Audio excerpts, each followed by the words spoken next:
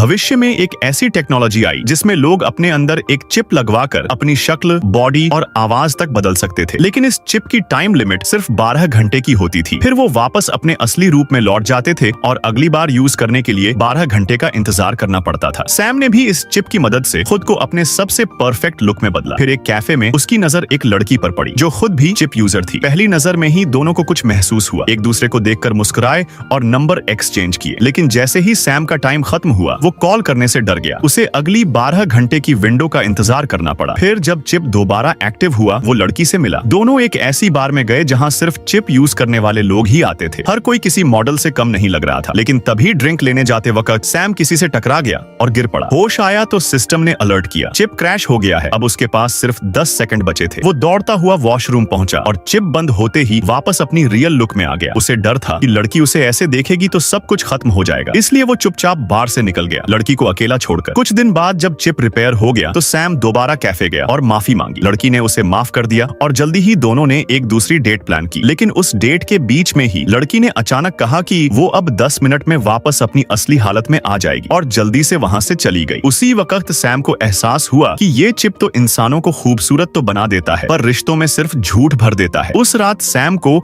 एक डरावना सपना आया। सुबह उठा तो ठान लिया कि अब वो इस चिप पर डिपेंड नहीं रहेगा। बालकनी में गया, थोड़ी ठंडी हवा ली। तभी पास वाली फ्लैट की लड़की से मुलाकात हो गई। पहले सैम उसकी एक पेंटिंग उड़ जाने पर मदद कर चुका था तो लड़की ने उसे थैंक यू कहा। सैम ने मुस्कुराते हुए उसकी तारीफ की और दोनों के बीच अच्छी बातचीत हुई। सैम ने उसे डिनर पर इनवाइट किया और दोनों ने एक शानदार शाम बिताई। सैम को लगने लगा कि अब उसे इस चिप की जरूरत नहीं है। लेकिन तभी उसकी नजर उस लड़की की गर्दन पर पड़ी जहां चिप का निशान था और उसकी बनाई हुई पेंटिंग में एक परफेक्ट लुक वाला सैम बना हुआ था। उसे सब समझ आ गया और उसने चुपचाप अपना फोन उठाया और कैफे वाली लड़की का नंबर डायल कर दिया। अगर तुम्हें एक दिन के लिए किसी और जैसे दिखने का मौका मिले तो तुम किस रूप में खुद को देखना चाहोगे?